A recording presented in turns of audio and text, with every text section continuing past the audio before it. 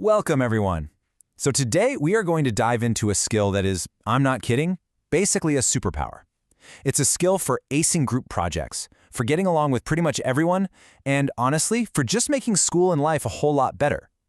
We're going to learn the art of walking in their shoes and seeing the world from a completely different angle. All right, let's kick things off with a little puzzle. Just take a look at this. You see someone yawn in class. What's your first guess? My mind almost always jumps to, man, they must be so bored. Is that kind of what pops into your head too? But what if that's just the tip of the iceberg? What if the real story is that they were up half the night helping their little brother finish his volcano project for the science fair? All of a sudden, that yawn doesn't mean bored at all. It means caring, or maybe just totally exhausted. You see, there's almost always a hidden story we can't see right away. And that right there is our mission for today. We are going to put on our detective hats and officially become perspective detectives. Our one and only job is to uncover those hidden stories by learning how to see the world through other people's eyes. And trust me, this is one of the most powerful skills you will ever learn. Okay, so every good detective needs to know the key vocabulary, right? And our number one word today is viewpoint. It's exactly what it says here. Each person's unique way of thinking and feeling. I like to think of it like a custom pair of glasses that everyone wears. They're shaped by all their past experiences, their feelings, their goals, and no two pairs are ever exactly the same. So let's start our first investigation. So, to be a perspective detective, you need a toolkit. And ours is super simple, but it is incredibly powerful. It's designed to help us figure out pretty much anyone's viewpoint. And here it is. It all comes down to asking three really simple but really important questions about the other person. What do they feel? What do they think? And what do they want? Feel, think, want. That's it. That is the entire detective's toolkit. So, want to put it to the test? Okay, our first case is a total classic. You've probably seen this happen a million times. We're calling it the playground problem. Meet Leo and Maya. They both want to use the exact same basketball court at the exact same time. Total conflict situation, right? Let's see what our detective toolkit can dig up. Okay, using our toolkit, we can literally step into their shoes for a second. Let's start with Leo. How does he feel? Anxious, but also excited. What does he think? The big game is tomorrow, and I have to practice. So what does he want? He wants to use the court, right now, to practice his shots. Simple enough. Now let's look at Maya. How does she feel?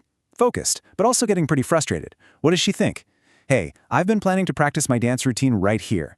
And what does she want? To use that same space, without any basketballs flying at our head. Now look at this. When you put their goals side by side, you really see the whole picture. Leo needs to prepare for a huge game. Maya needs to perfect her creative routine. So here's the big question. Is either of them wrong? No, absolutely not. They both have totally valid, really important reasons for wanting that space. Their goals just happen to be clashing at this one specific moment. And just knowing that changes everything. Okay, you handled that two-person case like pros, so I think it's time to level up our detective skills. Let's tackle a much trickier case, a four-way conflict. Oh yeah, I know you've all been here before. The group project. For this case, it's about ancient Egypt. We've got 4 students, Maria, Leo, Sam, and Chloe. They're all on the same team, but believe me, they are not on the same page. Let's go investigate their viewpoints. Okay, let's break this down. First, Maria. She's feeling creative, and her motivation is to make something that looks amazing. Then there's Leo. He's feeling impatient, and his motivation is to finish fast so he won't be late for soccer. Then we have Sam. He's ambitious. He wants a super detailed report because his main motivation is to get a really good grade. And finally, there's Chloe. She has this awesome idea to build a model pyramid, but she feels hesitant, so she's not speaking up. Wow, it's no wonder group projects can feel so chaotic, right? But hang on. Even in this big mess, our detective skills can find the clues. Where do their goals actually overlap? Let's look closer. Maria, Sam, and even Chloe, they all want to create something good for the project. They care about quality. They just have different ideas about what good looks like.